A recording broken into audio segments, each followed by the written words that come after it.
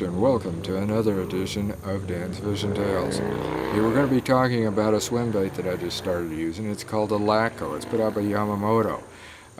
It's really different. I mean, I've used a lot of different swim baits, bee fishing and also natural forage baits. Of course, you know how I've done with the green shad on those. They're fantastic. But I wanted to try this thing, and I had an opportunity to do it. And it's different. I'll show you this thing. I mean, you would think that this thing would swim all over the place. I got it rigged here on my handing rig, my handing fishing rod and reel. It works great, by the way, with that. I've got a H2O, a beef fishing H2O head, and it needs to be pushed up just a little bit here and there.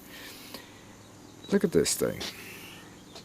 I don't know if you can see, but the tail's got some little fin type things on it, and then this has got all this aeration. Now you'd think that thing would be swimming all over the place.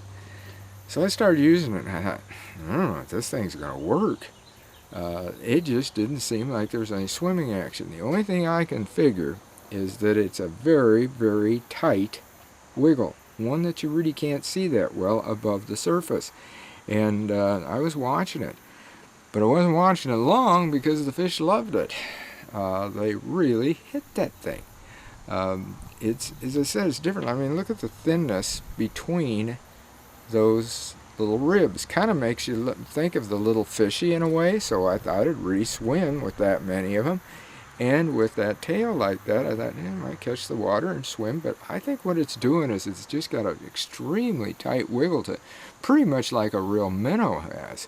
And I'll show you some photos here, because I just started using it. And what I do is I hook it this way. I don't know if this is the way they necessarily want you to, but I hook it through. You'll see this little flap right here. I'll hook it right through there. And one of those things that I'll use that flap for is, you know, I use kicking bass. So I'll put the kicking bass right into that little groove, and that'll hold that a lot better as well. I might even put some in here and hold in between here. But these should also stir up a little bit of commotion, just like a spinner blade would do, make a little bit of racket down there, throw some bubbles out, what have you. I really don't know, but we've been fishing this, and I'll be fishing it some more. We're going to do a video where we're actually using this thing, but I did want to show it to you. Like I said, it's called a Zako, put out by Yamamoto Baits. Something else I want to bring up about this before we get away. Almost forgot it, that's why I wanted to insert it.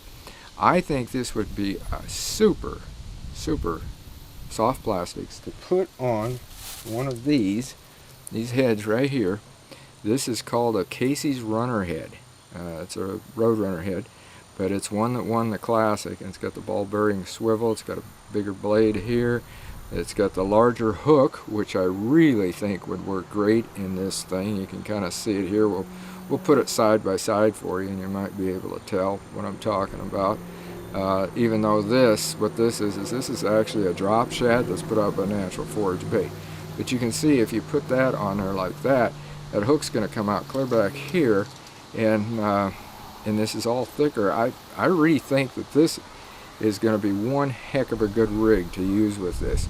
So hopefully we will be using that out there when we do that video I told you about. So anyway, until next time, get out of the water and enjoy a great day of fishing.